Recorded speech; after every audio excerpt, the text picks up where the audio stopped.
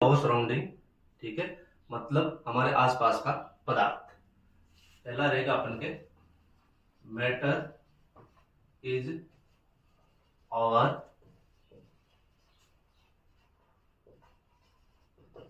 Surrounding. कहने का मतलब क्या है, हमारे आसपास का पदार्थ। ठीक है, हमारे आसपास के पदार्थ के अंदर सबसे पहले अपन चर्चा करेंगे मैटर के बारे में। दूसरी चीज लेंगे अपन स्टेट ऑफ मैटर। तीसरी चीज लेंगे अपन effect of state and matter. ठीक है, और चौथी चीज लेंगे अपन effect of change of pressure. ठीक है, देखो सबसे पहले लेते हैं अपन मैटर, दूसरा states of matter, third part लेंगे अपन चेंज स्टेट्स ऑफ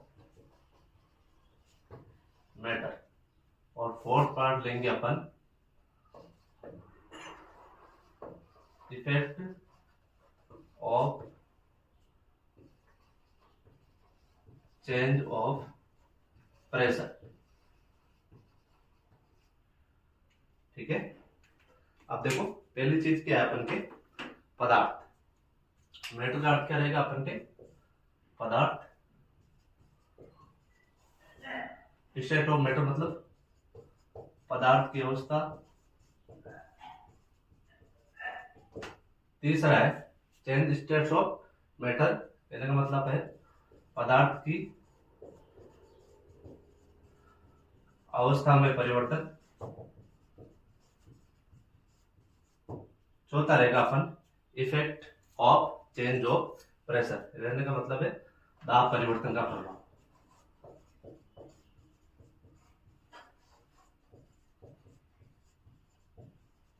दाब परिवर्तन का प्रभाव। सबसे पहली चीज क्या है मैटर। मैटर क्या चीज होती है कि हमारे आसपास के वातावरण में जो भी वस्तु बनी हुई है तत्व या यौगिक से, ठीक है, तो वो चीज क्या रहेगी अपन के पदार्थ रहेगी। अब पदार्थ के अंदर जैसे वायु मान लो, अग्नि मान लो, आकाश मान लो, चारों तरफ की जो बिल्डिंगें बनी हुई है वो चीज मान लो, ठीक है, ये पेन मान लो, व्हाइट बोर्ड मान लो, ये सारी चीजें हैं अपन के पदार्थ। ठीक है, तो पहला टॉपिक क्या रहेगा अपन के पदार्थ। ठीक है, यदि पूछ लिया जाए कि व्हाट इज मैटर, तो क्या रहेगा अपन के प्रत्येक वस्तु जिस सामग्री से बनी हुई होती है वो क्या कहलाती है पदार्थ कहलाती है। प्रत्येक वस्तु जिस सामग्री से बनी होती है वो क्या कहलाता है अपन के पदार्थ कहलाता है। ठीक है, जो हमारे प्राचीन दार्शनिक थे उन्होंने इसे 5 भागों में बांटा। ठीक है, जिसे क्या बोला जाता है पंच तत्व बोला जाता है, जैसे वायु, अग्नि, आकाश, जल और पृथ्वी। ठीक है, जो प्राचीन दार्शनिक थे, प्राचीन दार्शनिक, ठीक है, उन्होंने इसे कितने भागों में बांटा 5 भागों में। ठीक है, जिसे क्या बोला जाता है पंच तत्व।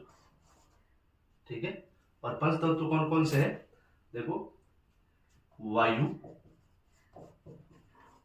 अग्नि, जल, आकाश और पृथ्वी।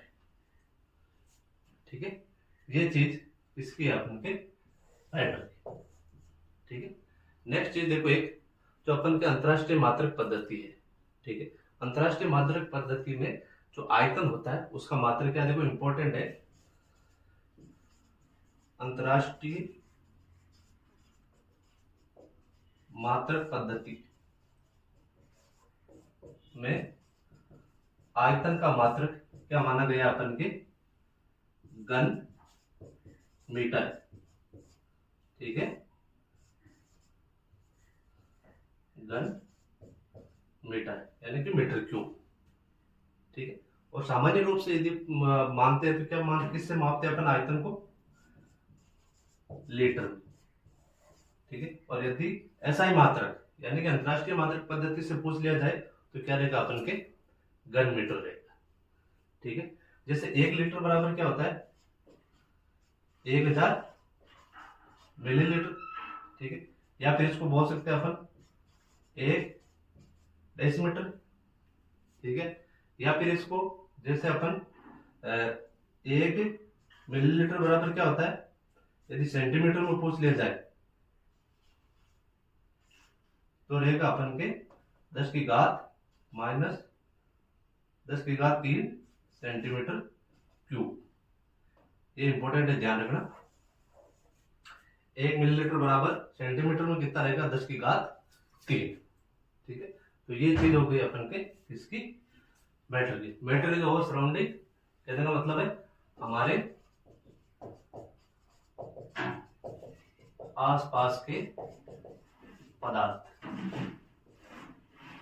ठीक है।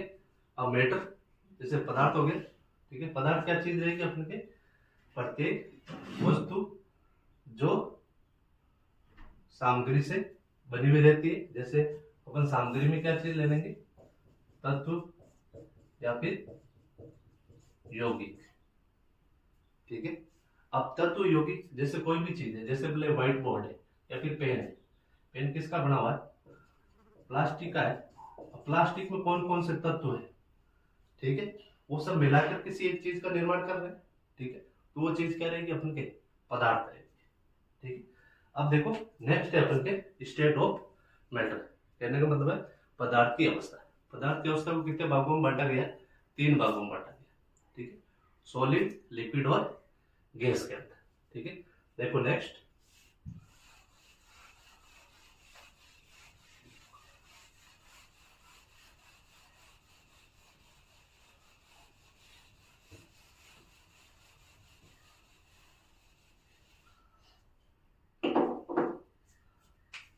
पहला पार्ट है अपन के स्टेट ऑफ मैटर में, पदार्थ की अवस्था में सॉलिड, सेकंड लिक्विड और थर्ड गैस, ठीक है। सॉलिड, लिक्विड और गैस, ठीक है। इसको गैस,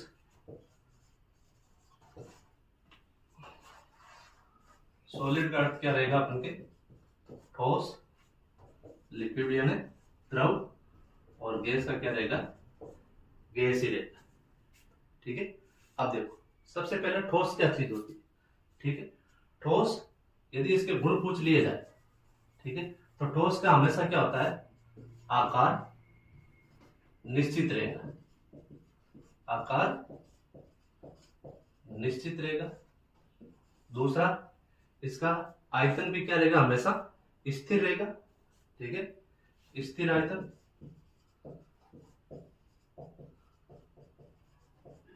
ठीक है।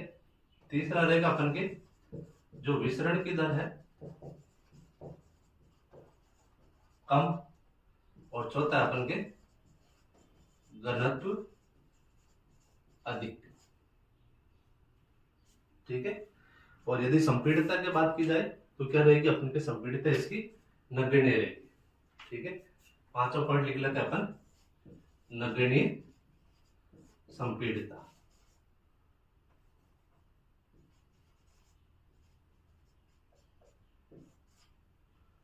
ठीक है। अब देखो जैसे कोई भी चीज ठोस रहेगी, ठीक है, जैसे लोहा मान लिया अपन, उदाहरण ले लिया लोहा, ठीक है।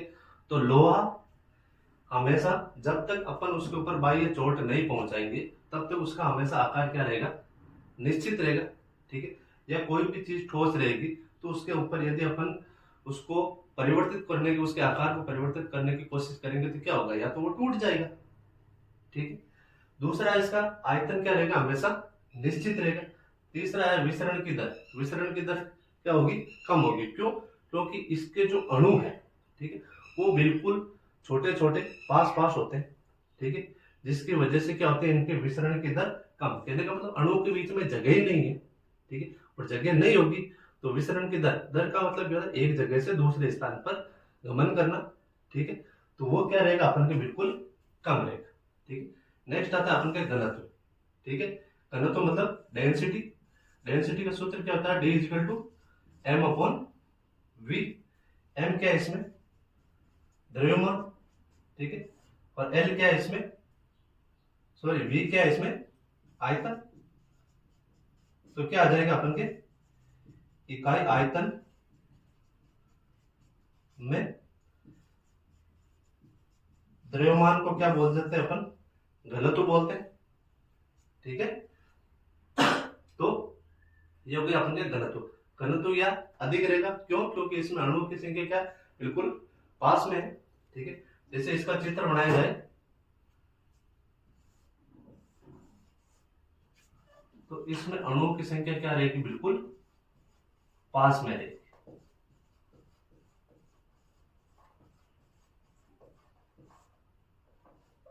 ठीक है, अब देखो नेक्स्ट क्या अपन के लिक्विड। लिक्विड दर है, सॉरी द्रव है, तो इसका आकार क्या रहेगा अपन के, अनिश्चित रहेगा। ठीक है, आकार क्या रहेगा इसका, अनिश्चित। ये हो गया अपन के आकार अनिश्चित।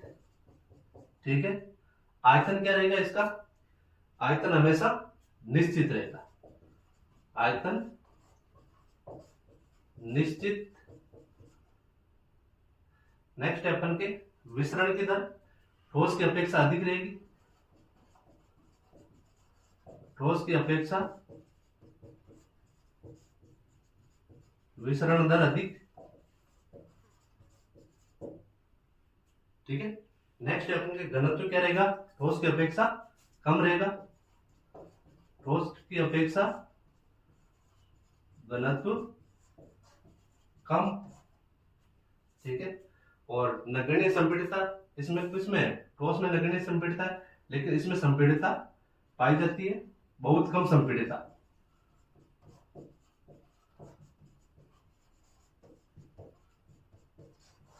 संपीड़ितता का मतलब क्या होता है कि किसी भी चीज को यदि अपन उसके ऊपर दाब देते हैं, ठीक है, तो वो क्या होती है, उसके आकार में परिवर्तन होता है। दूसरी चीज क्या रहेगा कि वो उसके जो अणु है, जैसे लिक्विड में क्या अणु इसकी अपेक्षा क्या है, दूर दूर है, तो जैसे अपन उसके ऊपर प्रेशर देंगे, ठीक है, तो उसके अणु की संख्या क्या हो जाएगी, अणु क्या हो जाएंगे, धीरे धीरे पास में आ जाएंगे। ठीक है, तो उसकी अवस्था में क्या होता है, परिवर्तन होता है। ठीक है, तो वो क्या रहेगा अपन के बहुत कम संपीड़ित है। ठीक है, ये हो गया अपन के लिक्विड। और इसका अपन चित्र बनाए तो इसकी अपेक्षा क्या रहेगा, अणु थोड़े दूर दूर रहेंगे। ठीक है, लास्ट आता अपन के गैस। ठीक है, इसका आकार अनिश्चित रहेगा। ठीक है, आयतन भी क्या रहेगा, अनिश्चित रहेगा, आकार और आयतन दोनों अनिश्चित रहेगा। विसरण की दर हमेशा क्या रहेगी इसकी, विसरण की दर अधिक रहेगी। ठीक है, और संपीड़ितता भी क्या रहेगी, अधिक रहेगी, और घनत्व इसका क्या रहेगा, बहुत कम रहेगा। ठीक है, विसरण की दर अधिक, ठीक है, संपीड्यता अधिक, और घनत्व कम रहेगा। ठीक है, तो ये हो गए अपन के गैस। ठीक है, सॉलिड, ठोस, लिक्विड, द्रव, गैस, गैस। ठीक है, अब इसके जो अपन के भौतिक गुण है, आकार, इसका शेप क्या रहेगा, फिक्स रहेगा। वॉल्यूम क्या रहेगी इसका, फिक्स रहेगी। विसरण की दर क्या रहेगी, कम रहेगी। घनत्व क्या रहेगा, अधिक रहेगा। और संपीड़ितता क्या रहेगी, बिल्कुल कम रहेगी। ठीक है, और द्रव के अंदर आकार अनिश्चित, आयतन निश्चित, ठोस की अपेक्षा विसरण की दर क्या रहेगी, कम रहेगी, और सॉरी अधिक रहेगी। और नेक्स्ट है अपन ठोस का जो घनत्व है वो ठोस की अपेक्षा क्या रहेगा, कम रहेगा। और संपीड़ितता क्या रहेगी, बहुत कम रहेगी, रहेगी लेकिन बहुत कम रहेगी। ठीक है, और गैस के अंदर आकार अनिश्चित है, आयतन अनिश्चित है, विसरण की दर अधिक रहेगी, संपीड़ितता अधिक रहेगी, और घनत्व इसका क्या रहेगा, कम रहेगा। ठीक है, अब देखो एक चीज इंपॉर्टेंट और आती है,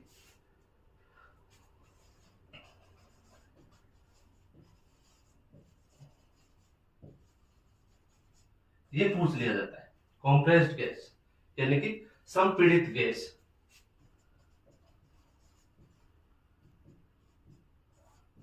संपीड़ित गैस कौन कौन सी है,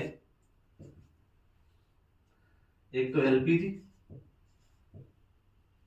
एक O2 और एक CNG. Liquid petroleum gas, O2 compressed natural gas. ठीक है, ये इंपॉर्टेंट है, ध्यान रखना कि संपीड़ित गैस कौन कौन सी है, तो वह है अपन के एलपीजी, O2 और सीएनजी। ठीक है, मतलब गैस की अवस्था में परिवर्तित करके उसको लिक्विड के अंदर चेंज करना। ठीक है, अब देखो नेक्स्ट है अपन के चेंज स्टेट ऑफ मैटर। ये हो गया कंप्लीट। तीसरा पॉइंट था अपन के चेंज स्टेट्स ऑफ मैटर। कहने का मतलब है पदार्थ की अवस्था में परिवर्तन।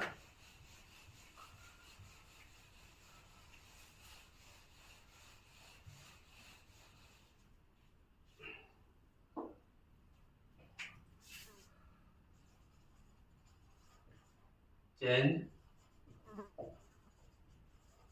स्टेट्स ऑफ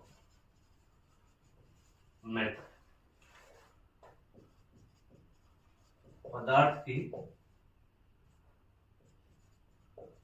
अवस्था में परिवर्तन। ठीक है, पदार्थ की अवस्था में परिवर्तन या तो ताप से या फिर दाब से। ठीक है, जैसे सॉलिड है, लिक्विड है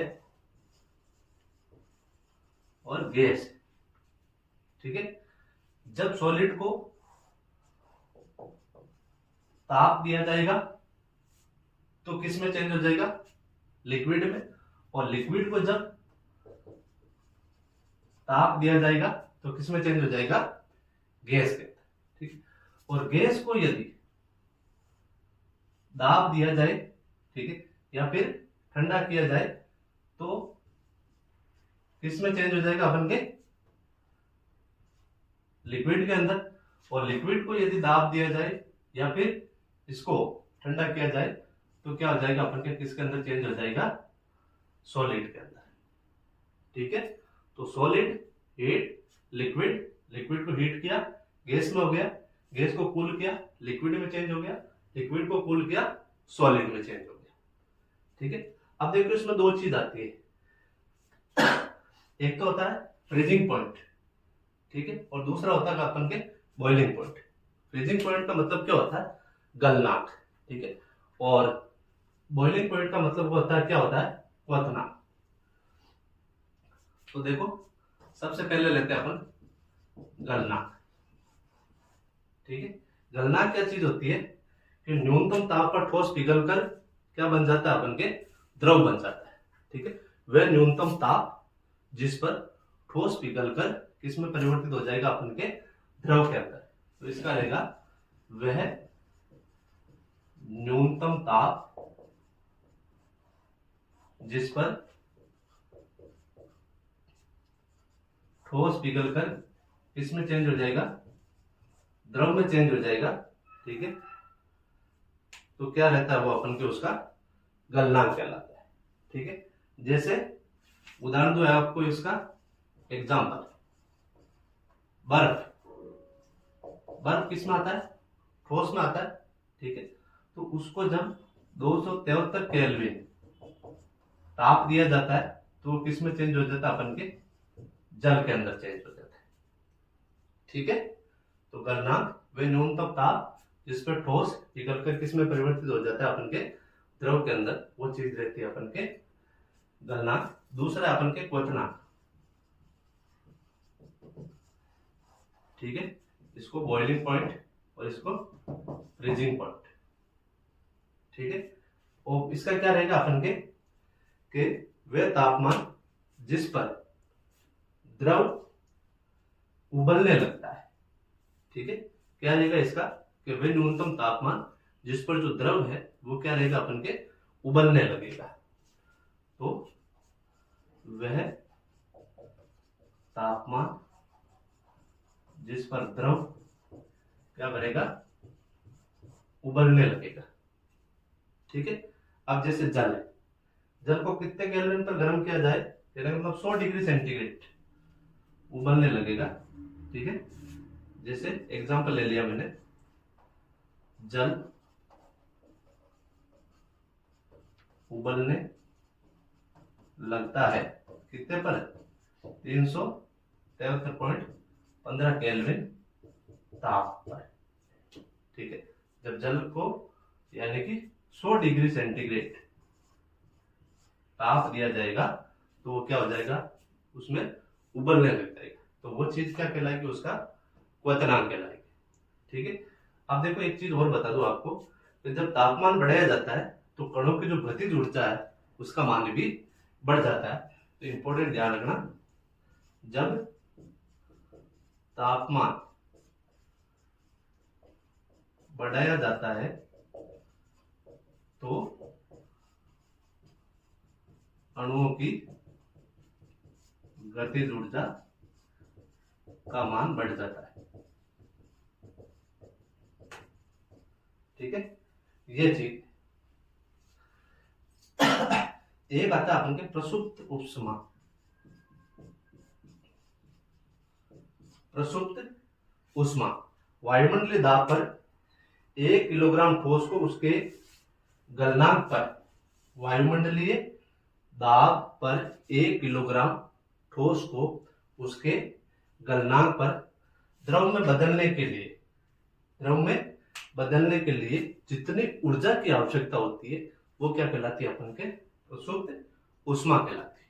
ठीक है, तो देखो वायुमंडलीय दाब पर 1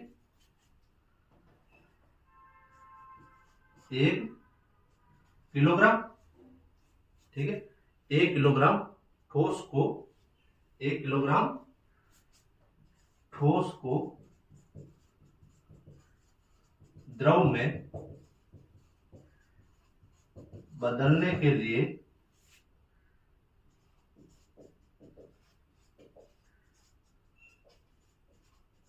ऊर्जा की आवश्यकता होती है, वो चीज क्या कहलाती है, अपन के प्रसुप्त उष्मा कहलाती है। ठीक है।